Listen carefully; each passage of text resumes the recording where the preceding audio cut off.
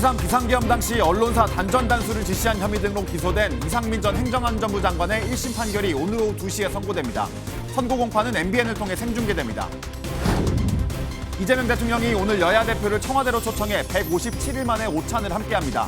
이 대통령은 의제 제한 없이 국정 전반에 대해 의견을 나눌 것으로 전망됩니다. 대법원 확정 판결에 대해서도 헌법 소원을 제기할 수 있는 이른바 재판소원법이 민주당 주도로 국회 법사위를 통과했습니다. 대법원은 사실상 사심제로 불필요한 재판이 반복된다며 반대했습니다. 검경합동수사본부가 통일교 로비 의혹을 받는 임종성 전 민주당 의원을 피의자 신분으로 11시간 조사했습니다. 법원이 구속집행정지 신청을 받아들이면서 한학자 통일교 총재는 일시 석방됐습니다. 시청자 여러분 안녕하십니까? 오늘 이상민 전 행정안전부 장관의 1심 판결이 선고됩니다. 이 전 장관은 12.3 비상계엄 당시 언론사의 전기와 수도를 끊으라고 지시하는 등 내란에 가담한 혐의를 받고 있죠. 앞서 특검은 징역 15년을 구형했는데요. 오후 2시로 예정된 선고 과정은 MBN을 통해 생중계됩니다. 오늘 굿모닝 MBN 첫 소식은 최민성 기자가 보도합니다.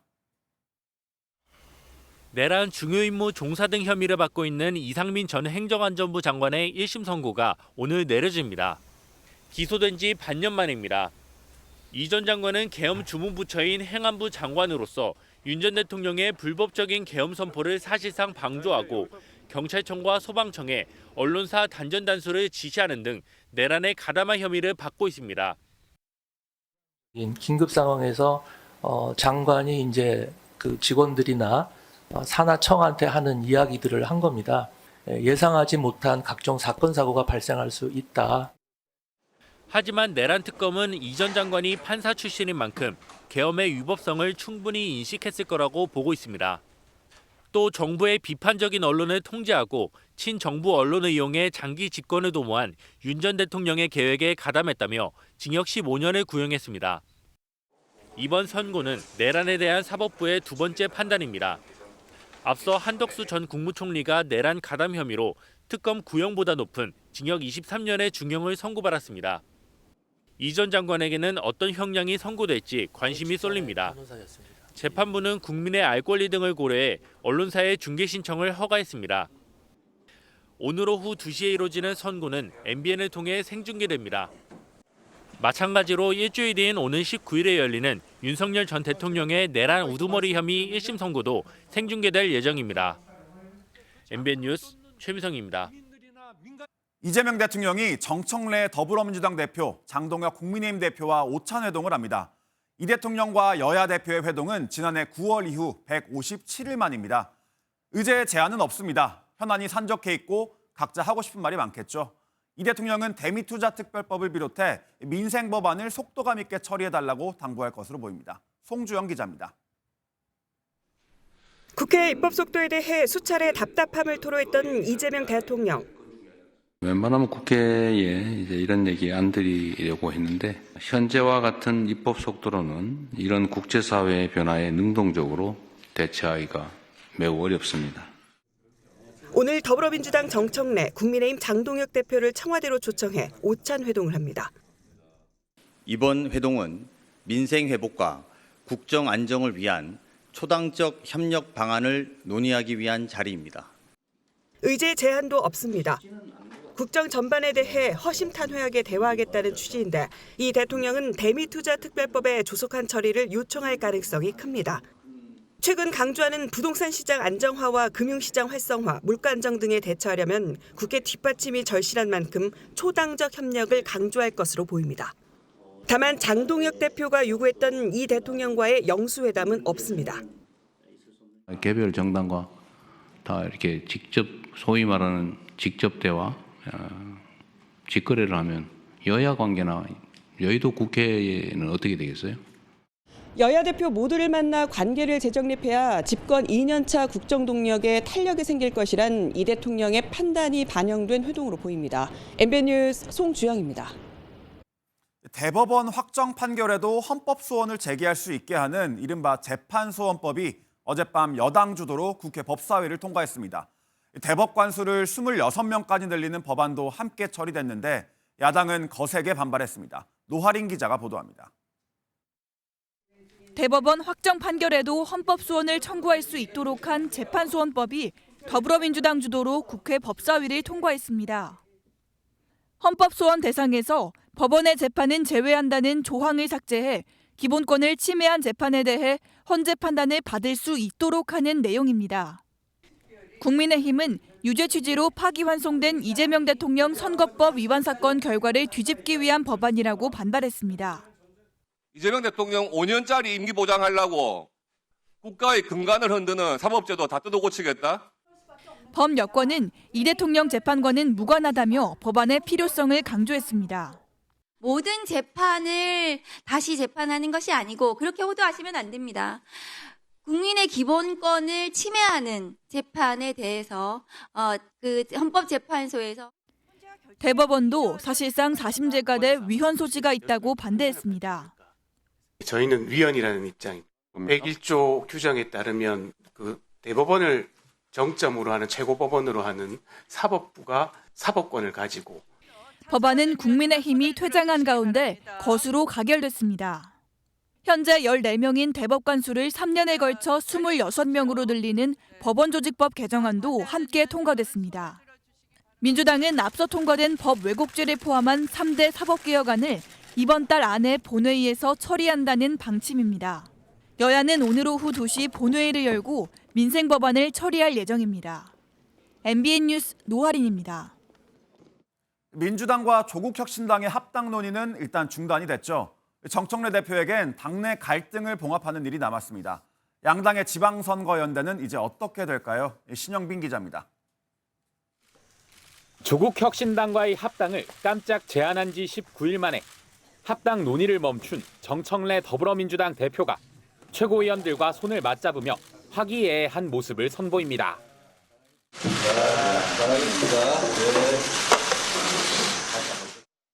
이어진 발언에서도 정 대표는 단합을 강조하고 합당에 반대했던 최고위원들도 정 대표의 결단을 반기며 깊어진 감정의 골을 메우고 나섰습니다. 우리 안에 작은 차이를 넘어 이제 오직 지방선거 승리를 위해 우리의 큰 가슴을 바탕으로 총단결하겠습니다.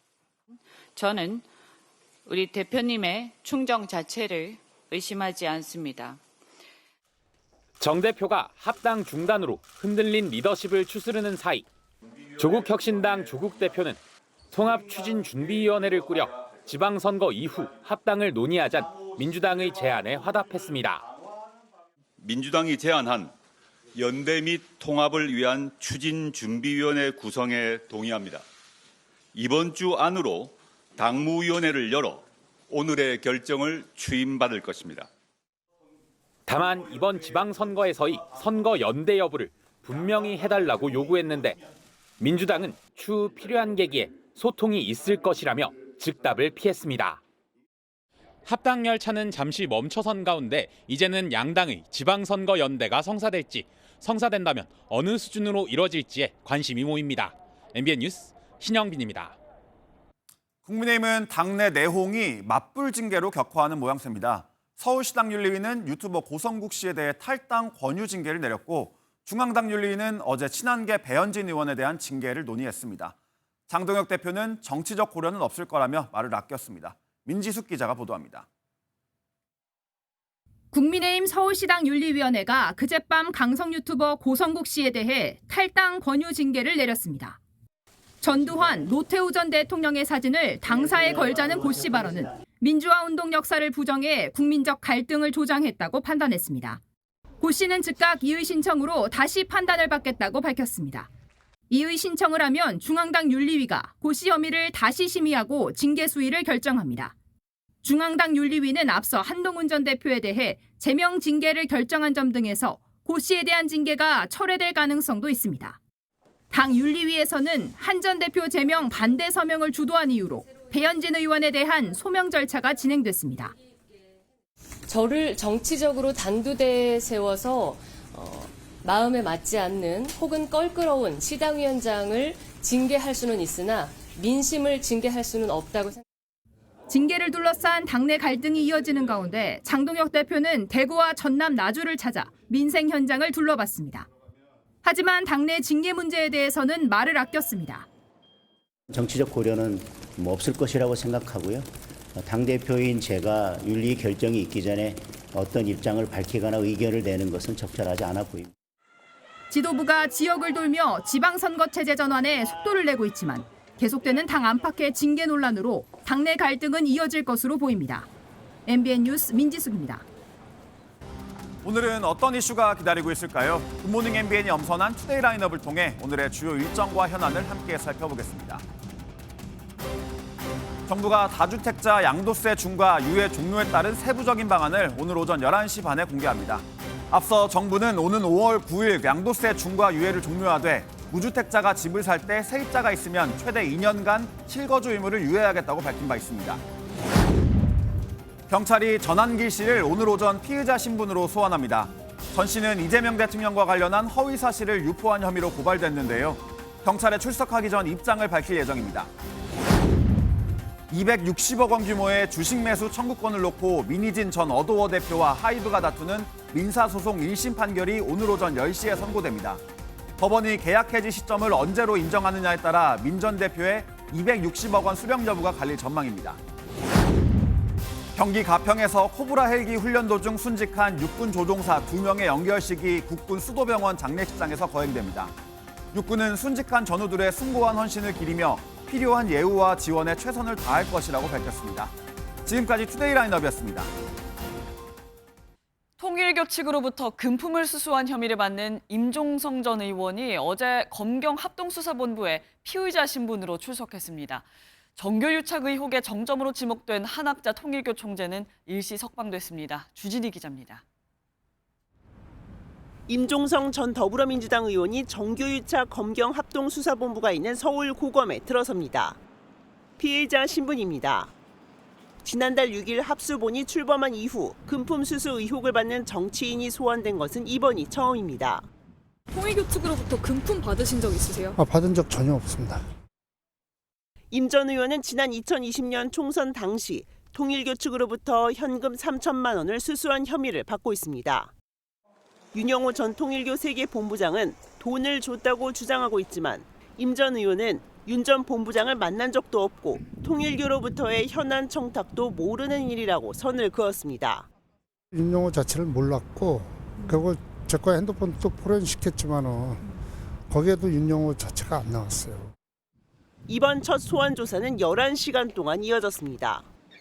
합수본은 또 금품 수수 의혹을 받는 또 다른 정치인인 전재수 더불어민주당 의원의 국회 사무실 등을 압수수색하기도 했습니다.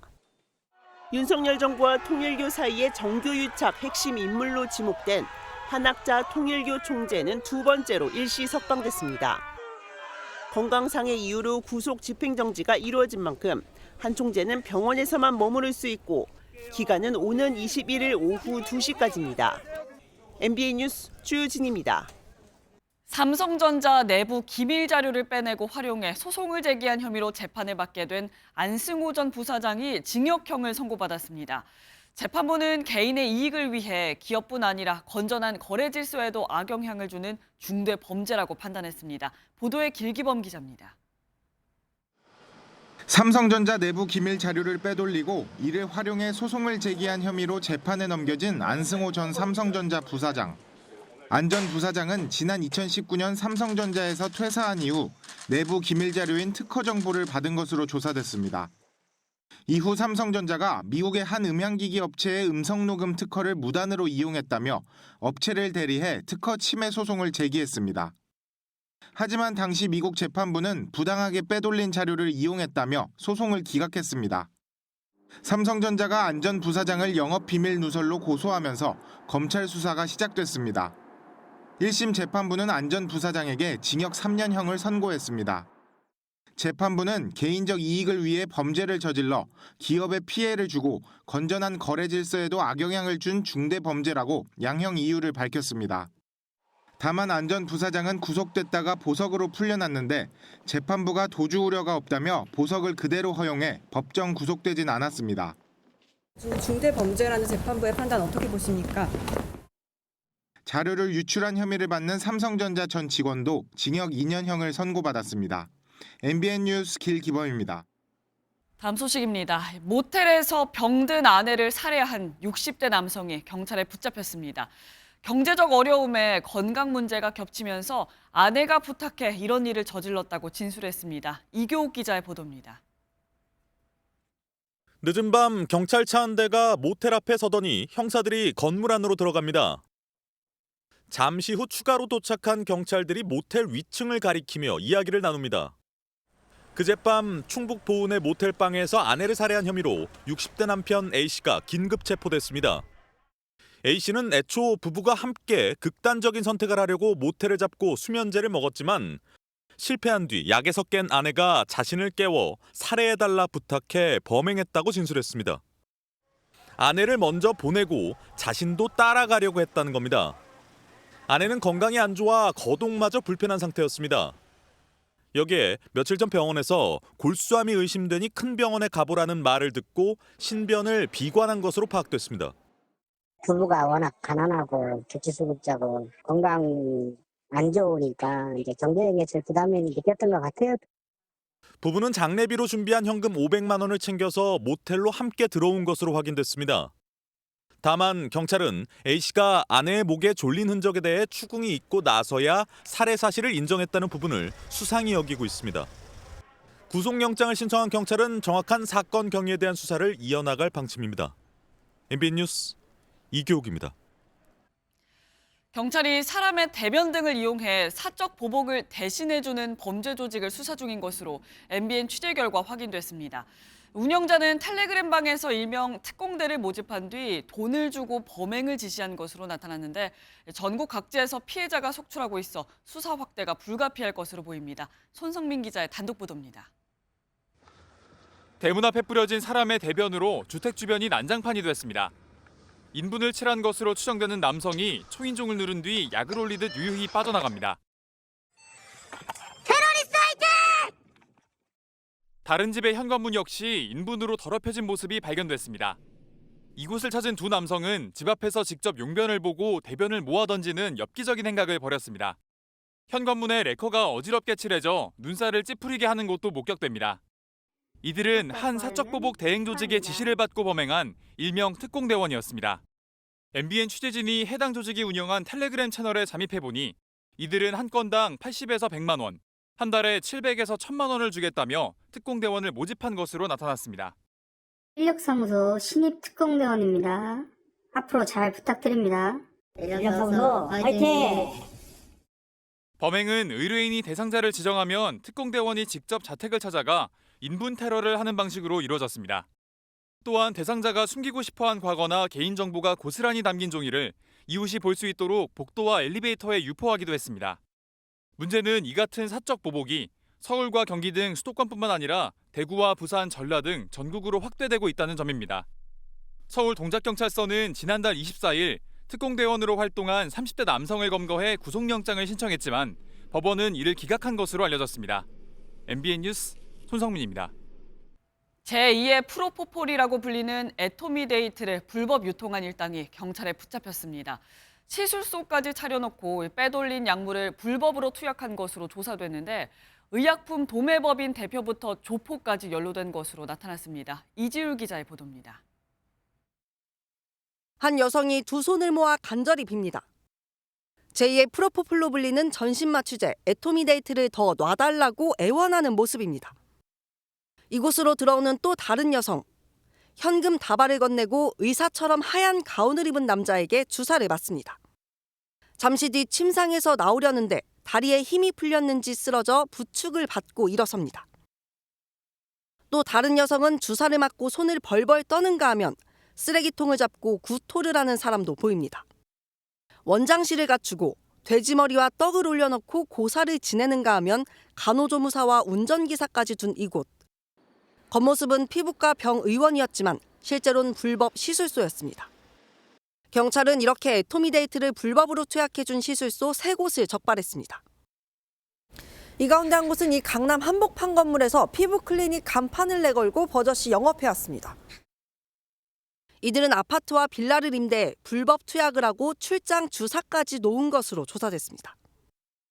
애토미데이트가 마약류가 아니어서 적발되어도 중하게 처벌받지 않는다고 설득하며 공범을 모집하였습니다. 약물을 공급한 의약품 도매법인 대표 등 2명은 해외 수출 물량인 것처럼 꾸며 앰플 3만여 개를 판매 4억 원을 챙겼습니다. 앰플 1개 공급가는 3,870원이었지만 투약 단계에선 50배가 넘는 20만 원을 받고 44명에게 투약한 것으로 드러났습니다. 경찰은 공급책과 중간 유통책인 조직폭력배 등 모두 17명을 붙잡아 이 가운데 10명을 구속 송치했습니다. MBN 뉴스 이주일입니다. 사기 혐의를 받는 20대 남성이 AI로 위조한 통장 잔고 증명서를 법원에 제출해 구속을 면하는 어처구니없는 일이 발생했습니다. 실제 통장에는 23원뿐이었는데 9억 원이 있는 것처럼 위조해 피해자에게 돈을 돌려주겠다고 했습니다. 판사도 속았습니다. 보도에 박상호 기자입니다. 사기 혐의로 구속영장이 청구된 20대 남성이 법원에 제출한 통장 잔고 증명서입니다. 9억 원이 넘는 돈이 들어있습니다. AI 플랫폼 이미지 생성 기능으로 위조한 가짜 증명서입니다. 실제 증명서에는 23원이 찍혀 있는데 원본과 비교해도 구분하기 어려울 정도입니다. 이 남성은 이렇게 위조한 잔고 증명서를 법원에 제출해 판사를 속였습니다. 피해자에게 가로챈 3억 2천만 원을 갚을 능력이 있다고 재판부를 속여 구속영장 심사에서 기각 결정을 받아낸 겁니다. 하지만 보안 수사를 하던 검찰에 덜미를 잡혔습니다. 송치가 되고 나서도 수개월이 지났는데도 피해가 하나도 변제가 안 된 겁니다. 계좌 추적을 통해서 확인한 그런 사안입니다. 수법은 의외로 간단했습니다. 제가 직접 AI 플랫폼에 잔고 증명서를 넣고 위조가 가능한지 시도해 보겠습니다. 첫 시도 때는 법적인 문제가 있어 금액을 수정하는 게 불가능하다는 답이 돌아왔습니다. 그런데 명령어를 다양하게 넣고 여러 차례 시도하니 10분도 채 안 돼 20만 원 잔고가 9억 4천여만 원으로 바뀌었습니다. 이 남성은 의사 합격증과 가상화폐 보유 내역도 이 같은 방법으로 위조해 사기를 친 것으로 드러났습니다. 검찰은 사기 혐의 외에 위계에 의한 공무집행 방해와 사문서 위조 혐의까지 더해 남성을 구속했습니다. MBN 뉴스 박상호입니다. 이 시각 주요 뉴스입니다. 12.3 비상계엄 당시 언론사 단전단수 지시를 전달한 혐의 등을 받는 이상민 전 행정안전부 장관에 대한 1심 선고 결과가 생중계됩니다. 특검은 이 전 장관에게 징역 15년을 구형했습니다. 이재명 대통령이 5달 만에 더불어민주당 정청래 대표, 국민의힘 장동혁 대표와 회동합니다. 청와대는 의제 제한 없이 허심탄회한 의견 교환이 이뤄질 예정이라고 밝혔습니다. 세입자 문제로 막혀있던 다주택자 매물이 나오면서 관망하던 거래가 꿈틀대고 있습니다. 세부 시행 계획이 공개되면 거래가 늘어날 거란 전망이 나옵니다. 지난해 불수능 논란이 일었던 수능 영어 영역은 출제 과정에서 문항이 대거 교체되며 난이도 조절에 실패한 게 원인이었던 것으로 나타났습니다. 출제위원 중 교사 비중이 적어 학업 수준 반영에도 한계가 있었던 것으로 확인됐습니다. 스노보드 하프파이프의 남녀 간판 최가온과 이채훈이 나란히 결선 진출에 성공했습니다. 이번 올림픽에서 우리 선수단의 모든 메달을 따준 스노보드가 이번엔 금메달까지 안겨줄지 관심이 쏠립니다. 최영규 기자입니다. 원통을 반으로 자른 듯한 모양의 슬로프를 오가며 화려한 연기를 펼치는 하프파이프에 먼저 나선 건 여자 간판 최가온이었습니다. 1차 시기에서 달리는 반대 방향으로 떠올라 공중에서 2바퀴를 도는 스위치 백사이드 7 등 기술들을 깔끔하게 성공했습니다. 2차 시기에서는 3바퀴 회전 등 더 과감한 기술을 시도했지만 착지에는 실패했습니다. 1, 2차 시기 중 더 높은 점수인 1차의 82.25점으로 예선을 마친 최가온은 전체 6위로 결선 진출에 성공했습니다. 금메달 최대 마수인 미국의 교포 선수 클로이 킴은 1차에서만 홀로 90점을 넘는 점수를 얻고 1위로 올라갔습니다. 남자 간판 이채훈도 결선 진출에 성공했습니다. 이채훈은 1차 시기에서 기록한 82점으로 9위에 올라 12명이 메달을 놓고 경쟁하는 결선 무대에 당당히 이름을 올렸습니다. 지금까지 우리 선수단의 모든 메달을 따온 스노보드가 또 희소식을 전해올지 내일은 최가온이, 모레는 이채훈이 결선 질주를 시작합니다. MBN 뉴스 최영규입니다. 다음 소식입니다. 전국 고액 체납자 1위라는 불명예를 안고 있던 김건희 여사의 어머니 최은순 씨가 체납액의 절반이 넘는 13억 원을 납부했습니다. 감정가 80억 원대의 역세권 건물이 공매로 넘어가 강제 매각될 처지에 놓이자 서둘러 백기를 든 것으로 보입니다. 이재호 기자가 보도합니다. 서울 강동구 암사역 인근의 6층 규모 건물입니다. 김건희 씨의 모친 최은순 씨 소유의 부동산으로 감정가만 80억 원대에 달합니다. 지난 4일 한국자산관리공사는 이 건물에 대한 공매 공고를 냈습니다. 최 씨가 경기 성남시로부터 부과받은 과징금을 내지 않자 성남시가 압류 후 강제 매각 절차에 들어간 겁니다. 최 씨는 지난 2013년 성남시 도촌동 땅을 남의 이름으로 사들인 사실이 드러나 25억 원이 넘는 과징금을 부과받았습니다. 소송까지 벌인 끝에 과징금 처분이 확정됐지만 최 씨는 이를 내지 않았고 행정안전부가 공개한 전국 고액 체납자 명단 1위에 오르기까지 했습니다. 얼마 전 공매 공고가 나면서 실질적인 압박이 들어오자 공고 6일 만에 체납액의 절반이 넘는 13억 원을 가상계좌로 납부했습니다. 추가적인 납부 계획을 말씀을 하셨고 조만간에 다 납부할 수 있도록 하시겠다고 하셔서 이렇게 진행을 한 상황입니다. 성남시는 나머지 과징금이 일정 기간 내에 완납되지 않을 경우 공매 절차를 재개해 체납액 전액을 회수하겠다는 방침입니다. MBN 뉴스 이조입니다. 지난해 수능에서 영어 영역이 너무 어렵게 출제돼 불수능 논란이 일었죠. 교육부가 조사를 해봤더니 출제 과정에서 문항이 19개나 바뀌는 바람에 난이도 조절에 실패한 것으로 드러났습니다. 한범수 기자입니다. 지난해 대학 수학능력시험 영어 영역에서 출제된 24번 문항입니다. 컬처테인먼트. 사전에도 없고 이제 막 고교 과정을 마친 수험생들이 알기에는 더욱 어려운 신조어가 눈에 띕니다. 이처럼 난이도 조절에 실패하면서 영어 영역은 절대평가임에도 1등급 비율이 3.11%에 그쳤고 오승걸 당시 한국교육과정평가원장이 불영어 논란에 책임을 지고 사퇴했습니다. 난이도 조절 실패, 더 나아가서 수능 관리 체계의 문제점을 객관적이고 엄정하게 조사해서 보고해 주시기 바랍니다. 교육부 조사 결과 출제 과정에서 너무 많은 문항이 바뀌면서 시간이 빠듯해져 난이도 점검을 제대로 하지 못했던 것으로 드러났습니다. 영어 영역은 전체 45개 문항 중 19개나 바뀌었는데 국어 1문항, 수학 4문항이 교체된 것과 비교해 월등히 많았습니다. 또 출제 위원 중 교사 비중이 적어 고교 학업 수준을 정확히 반영하는 데 한계가 있었던 것으로 확인됐습니다. 다른 영역들은 교사 비율이 45%였지만 영어만 33%에 그친 것으로 조사됐습니다. 교육부는 난이도 조정 실패를 막기 위해 앞으로는 출제 위원 중 교사 비중을 50%까지 늘리겠다고 밝혔습니다. 수능 모의평가를 출제해봤거나 EBS 교재나 교과서를 집필한 이력이 있는 교사를 출제 위원으로 선정하겠다는 방침도 내놨습니다. 난이도 점검을 위한 영역별 문항점검위원회를 신설하고 오는 2028년 모의평가 지문을 인공지능으로 생성하는 대책도 발표했습니다. MBN 뉴스 한범수입니다. 미국 유명 뉴스 진행자의 어머니를 납치한 혐의로 9일 만에 남성 용의자가 경찰에 체포됐는데요. 그런데 몇 시간 만에 돌연 석방됐습니다.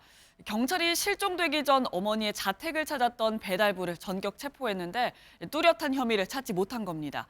미국 연방수사국이 용의자의 CCTV 영상까지 공개했지만 실종된 여성의 생사는 아직도 확인되지 않고 있습니다. 이상엽 기자의 보도입니다.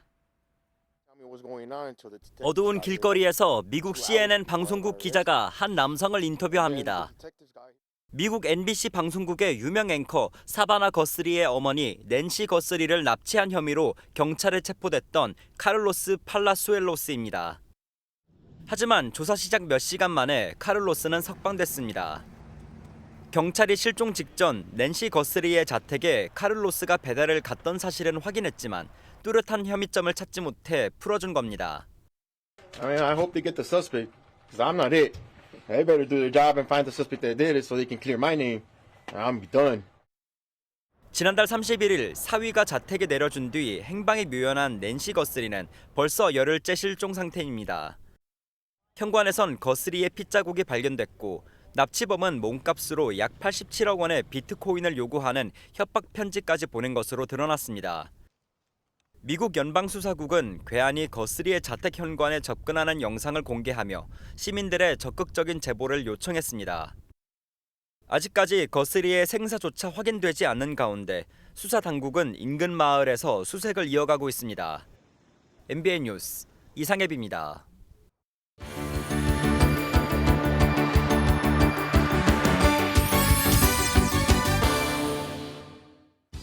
굿모닝 월드입니다. 16km에 달하는 기나긴 백사장을 따라 호텔과 개성 넘치는 가게들이 줄지어 있는 마이애미 비치. 세계적으로 사랑받는 휴양지 중 하나인데요. 이곳에서 갑작스레 평화를 깨는 일이 벌어졌습니다. 현장으로 가보시죠. 미국의 대표 휴양지로 꼽히는 마이애미 비치. 황홀한 해변과 각양각색의 식당으로 많은 이들에게 사랑받는 곳인데요. 평화로운 이곳에서 경찰을 피해 한 남성이 도망치고 있습니다. 들고 있던 옷과 신발까지 떨어뜨리면서 자꾸만 넘어지는데요. 덜미를 잡히는가 싶더니 근처 야외 테이블에 앉아있던 여성에게 몸을 던집니다. 식사 중이던 사람들이 놀라 우르르 피신하는데요. 추격전 끝에 결국 남성은 경찰들에 체포되고 말았습니다. 그런가 하면 에콰도르에서도 가슴을 철렁하게 하는 사건이 발생했는데요. 범인보다 빨랐던 이 남성, 무사해서 정말 다행입니다. 에콰도르의 한 버스 터미널. 매표소 직원을 향해 누군가 갑자기 총을 겨눕니다. 총알은 뒤편 벽면으로 빗나가고 직원은 재빨리 책상 아래로 몸을 숨기는데요. 잠시 후 조심스레 몸을 일으켜 보니 어느새 총격범은 온데간데 없고 목격자들이 우르르 몰려옵니다. 직원은 조금 전 상황이 어이없다는 듯 손바닥을 들어 올리고 고개도 젓는데요. 범인은 아직 잡히지 않았지만 순식간에 벌어진 상황에도 침착함을 잃지 않은 직원의 노련함이 그저 놀랍고 다행입니다. 전쟁이 2년 넘게 이어지며 모든 것이 무너지고 멈춘 곳. 절망만이 가득할 것 같은 폐허 속에서도 삶은 계속되고 있었습니다. 살아가겠다는 의지로 희망의 싹을 틔우는 가자 지구의 모습 전해드립니다. 경기가 한창인 축구장. 아이 어른 할 것 없이 열정적으로 응원을 쏟아냅니다. 그런데 주변 건물들은 모두 무너져 있군요. 전쟁으로 폐허가 된 팔레스타인 가자 지구에서 2년 만에 처음 축구 경기가 열린 겁니다. 한쪽이 무너진 건물에선 공부하는 소녀가 보이고 공놀이에 이발을 하는 사람도 있네요. 2년이 훌쩍 넘게 이어진 전쟁으로 삶의 터전이 사라졌지만 각자의 자리에서 오늘을 살아가는 겁니다. 폐허 위에서도 피어나는 일상, 그 자체가 희망이 아닐까요? 지금까지 굿모닝 월드였습니다. 토지거래 허가구역이어도 무주택자가 집을 살 땐 실거주 의무를 유예해주기로 하자 관망하던 거래가 꿈틀대는 모양새입니다. 세입자 있는 집을 팔 수 있게 된 다주택자들은 더 적극적으로 매물을 내놓기 시작했고 무주택자들의 매수 문의도 늘고 있습니다. 양도세 중과가 시작되는 5월 전까지 거래가 꽤 늘어날 거란 전망이 나옵니다. 이시열 기자가 취재했습니다. 서울 송파구 9,500여 세대의 대단지 아파트입니다. 한 달 전 이 아파트 전용 84제곱미터가 31억 4천만 원까지 팔렸는데 지금은 28억 5천만 원의 급매물도 나와 있습니다. 그럼에도 문의가 많지 않았지만 무주택자에게는 실거주 의무를 유예해주기로 하면서 문의가 늘고 있습니다. 더 물건 나온 거 있어요? 싸게 나와요? 대기 미스도 만만치 않고. 세입자 문제로 막혀있던 다주택자 매물도 늘고 있습니다. 서울 아파트 매매 물건은 6만 1,700여 건으로 이 대통령이 다주택자 중과 유예 종료를 밝힌 지난달 23일보다 10% 가까이 증가했습니다. 특히 실거주 유예 방침이 나온 지 하루 만에 1,300여 건이 늘면서 증가폭이 커졌습니다. 다만 무주택자에게만 실거주를 유예해주기로 하면서 갈아타기를 계획한 1주택자들 사이에선 불만이 나옵니다. 집을 하나 갖고 있으면 도모 자체를 할 수가 없는 거잖아요. 옮겨가는 트라이를. 그러니까 완전히 팔아버리고 가야 되는 거니까. 정부가 오늘 오전 세부 시행 계획을 공개할 예정인 가운데 숨통이 트인 무주택자와 다주택자 간 거래가 늘어날 것으로 예상됩니다. MBN 뉴스 이시열입니다.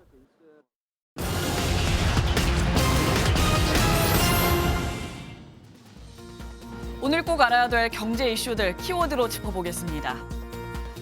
설 연휴를 앞두고 스미싱 문자가 활기를 치고 있어 각별히 조심하셔야겠습니다. 방송미디어통신위원회가 설날 대비 200만 원 받으세요나 설날 행사와 관련한 이러한 문자에 주의를 당부했습니다.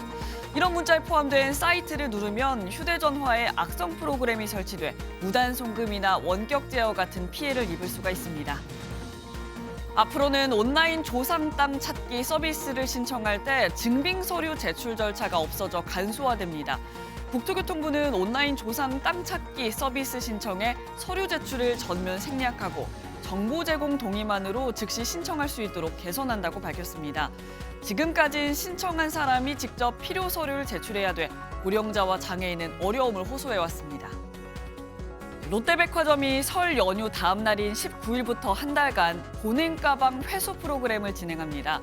대상은 정육과 곶감, 선어 선물 세트, 전용 보냉 가방으로 전국 40행사장에서 진행됩니다. 행사장에 비치된 QR코드로 쿠폰을 발급받으면 참가할 수가 있는데 반납 가방 개당 3,000점의 포인트를 받게 됩니다. 지금까지 굿모닝 경제였습니다. 최근 살 뺀다고 다이어트를 했는데 배가 좀 아프다 하시는 분들은 이 뉴스 집중해서 보시기 바랍니다. 무리한 다이어트는 담석증을 유발할 수 있는데 방치하면 생명까지 위협할 수 있다고 합니다. 정태용 기자입니다. 40대 초반 이모 씨는 2년째 복부 통증과 소화불량에 시달리고 있습니다. 소화가 안 될 때는 소화제 많이 먹었고, 그러니까 탄산수도 많이 먹었던 것 같습니다. 전혀 효과는 없었어요. 검사 결과 담낭에 결석이 생기는 담석증 때문이었습니다. 담낭은 간 오른쪽 아래에 붙어있는 기관으로 지방을 소화시키는 쓸개즙을 저장했다가 분비하는 역할을 합니다. 여기에 결석이 생기면 담즙이 제대로 전달되지 못해 십이지장에서 소화불량이 일어납니다. 결석 때문에 담낭 내부의 압력이 높아져 통증도 발생합니다. 최근 5년 새 담석증 환자 수가 20만 명대에서 25만 명대로 23% 가까이 급증한 것으로 확인됐습니다. 지나친 다이어트가 원인 중에 하나로 꼽힙니다. 다이어트를 강하게 하면 체지방은 빨리 분해되지만 콜레스테롤이 대량으로 빠져나와 담즙에 섞이고 차츰 담석으로 변하기 때문입니다. 실제로 앞선 이 씨도 하루에 방울토마토 2개만 먹고 등산, 수영, 헬스를 동시에 했는데 이후 담석증 증상이 나타났습니다. 담석증은 초기에 대부분 무증상이라 자신도 모르는 사이 진행되는 경우가 많습니다. 나이가 많거나 치료가 늦어지면 합병증으로 이어져 생명이 위태로워질 수 있습니다. 노인분들한테서 이제 이런 급성 담낭염이 생길 경우에는 모르고 방치하고 계시다가 급성 폐혈증까지 오셔서 사망하시는 경우도. 전문가들은 빠르게 살을 빼고 싶다는 조급증을 버리고 주기적인 검진으로 예방에 나서야 한다고 조언합니다. MBN 뉴스 정태웅입니다. 최근 휴머노이드 로봇이 공중제비를 도는 등 한층 진화한 모습을 보여주고 있는데요. 이제는 이 로봇들이 실제 산업 현장에 속속 투입되고 있습니다. 사람이 접근할 수 없는 핵시설에서 맹활약 중인 사족 보행 로봇 스팟을 이승민 기자가 보도합니다. 지난해 에이펙 정상회의 만찬장에서 바이올린 연주에 맞춰 춤을 춘 노란색의 로봇. 현대차 그룹의 로봇 전문 계열사 보스턴 다이나믹스의 사족 보행 로봇 스팟입니다. 당시 귀여운 춤꾼으로 박수갈채를 받았던 스팟이 이제는 첨단 센서를 장착하고 영국의 핵시설 현장에 투입됐습니다. 좁은 계단과 거친 지형을 거침없이 오르내리며 감마선과 알파선을 측정해 방사선 물질의 위치를 정확히 찾아냅니다. 그간 사람이 직접 벽면을 문질러 오염도를 확인하던 시료 채취 작업까지 완벽하게 수행합니다.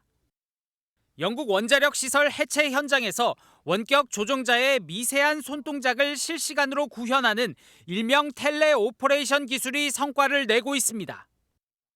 From using something like Spot, it makes us plan the work better.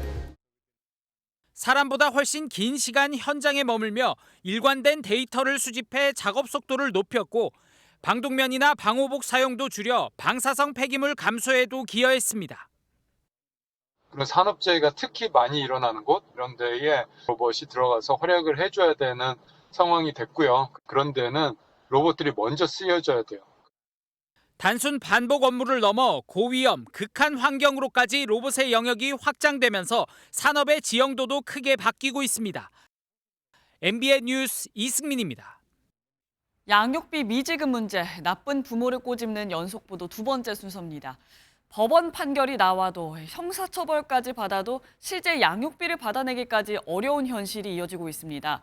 결국 직접 상대를 추적하고 불법 신상공개 사이트에 기대는 일까지 벌어지고 있는데요. 법과 제도의 한계를 안병수 기자가 취재했습니다. 한낮 도심 한복판에서 미행이 이어집니다. 양육비를 주지 않아 법정 최고형인 징역 1년을 살고 출소한 전 남편을 피해자가 쫓는 모습입니다. 저다 빌려 들어가네. 익숙하게 비밀번호를 눌러 번듯한 집으로 들어가고 대표 번호가 본인 연락처인 가게에서 일하는 모습도 목격됩니다. 하지만 전 남편은 돈이 없다며 1억 5천만 원에 달하는 양육비를 거의 주지 않고 있습니다. 자기가 뭐 노숙자 생활한다 거짓말을 또 하더라고요. 동거녀 이름으로 돼 있으니까 안 되죠. 또 다른 피해자의 전 남편은 형기를 마친 다음 날 보란 듯 새 차를 몹니다. 못 보던 차를 새 차를 가지고 왔더라고요. 그래서 그 차를 좀 조회를 해봤어요. 그랬더니 어머니 명의로 되어 있고. 양육비 미지급 형사처벌은 최소 3단계 소송을 수년간 거쳐야 하기 때문에 사례가 손에 꼽을 정도인 그야말로 끝판왕 제재입니다. 하지만 다른 나라에 비해 낮은 형량과 이 재산까지 쉽게 감추는 허술한 감시망에 피해자들은 여전히 빈손이고 이 다른 행정 제재도 실효성이 크지 않습니다. 실제로 20년 동안의 소송에서 해볼 건 다 해봤다는 피해자는 현행 제도가 무력하다고 말합니다. 해외를 오가며 위장 전입한 남편이 돈은 돈대로 주지 않고 어렵게 받아낸 행정 제재와 감치 명령까지 피해간 겁니다. 예언을 하시더라고요. 자기 인사고과에 반영이 하니까 제발 좀 민원 제기하지 말아달라. 왜냐하면 이 법이 약한 거를 자기네가 잡아서 뭐 감치 명령이나 뭐 이런 것도 할 수 없는. 양육비를 고의로 주지 않는다는 사실을 피해자가 모두 입증해야 하는 구조도 문제로 지적됩니다. 양육자가 이 사람이 재산이 있고 소득이 있다는 걸 밝히기 위해서 쫓아다녀야 돼요. 피해를 준 가해자가 증명할 수 있도록 그렇게 바뀌어야 되죠.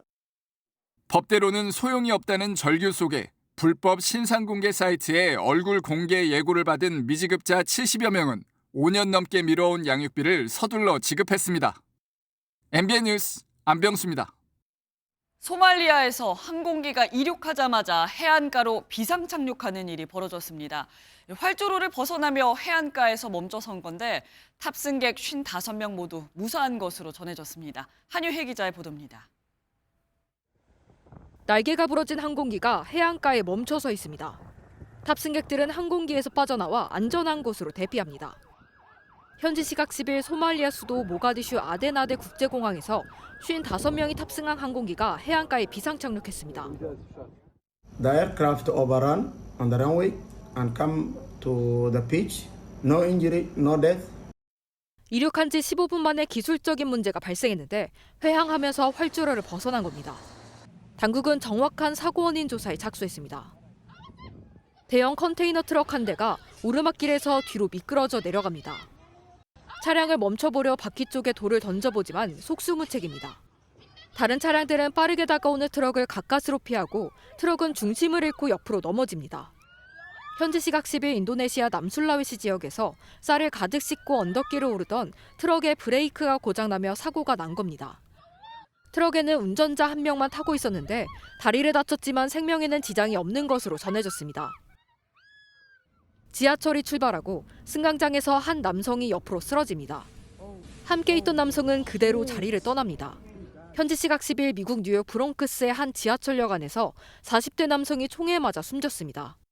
두 사람이 말다툼을 하다 총격이 발생한 것으로 보이는데 정확한 범행 동기는 밝혀지지 않았습니다. 경찰은 총격범을 찾기 위한 수색을 진행 중입니다. MBN 뉴스 한여입니다. 추위가 주춤한 사이 미세먼지가 고개를 들었습니다. 지금 제주를 제외한 전국의 초미세먼지 농도가 나쁨 수준 보이고 있고 서울을 비롯한 수도권과 충남 지역은 미세먼지 주의보도 내려져 있습니다. 대기 정체가 이어지면서 오늘 중부지방과 전북, 대구, 경북 지역은 종일 초미세먼지 농도 나쁨 수준 보이겠습니다. 여기에 서쪽 지역으로는 안개까지 짙게 끼면서 시야가 불편하겠는데요. 김포와 광주, 무안공항은 저시정 경보도 내려져 있습니다. 한편 건조특보가 계속되고 있는 강원 동해안과 산지, 영남 지방은 계속해서 산불을 조심해 주셔야겠습니다. 오늘 전국 하늘 맑겠습니다. 이 시각 현재 기온을 보면 서울이 영하 2.4도, 춘천이 영하 7.1도, 부산 1.6도로 출발하고 있고요. 낮 최고 기온은 서울이 9도, 대전과 전주 10도, 부산은 14도까지 올라서 어제보다 1에서 4도가량 높겠습니다. 이번 설 연휴에 큰 추위는 없겠습니다. 제주와 강원도를 중심으로는 비나 눈이 내릴 전망입니다. 내주셨습니다. 이재명 대통령과 여야 대표가 5개월 만에 다시 한 테이블에 앉습니다. 그동안 이 대통령은 국회에 신속한 입법을 주문했고 정치권은 쟁점 법안을 두고 필리버스터와 단식 투쟁까지 불사해왔죠. 그만큼 각자 할 말도 풀어야 할 숙제도 많을 겁니다. 싸울 땐 싸우더라도 서로 고개를 맞대야 길이 보이겠죠. 오늘이 그 시작이 되길 기대해 봅니다. 네, 오늘 저희가 준비한 소식은 여기까지입니다. 오늘도 건강하고 행복한 하루 보내시기 바랍니다. 고맙습니다.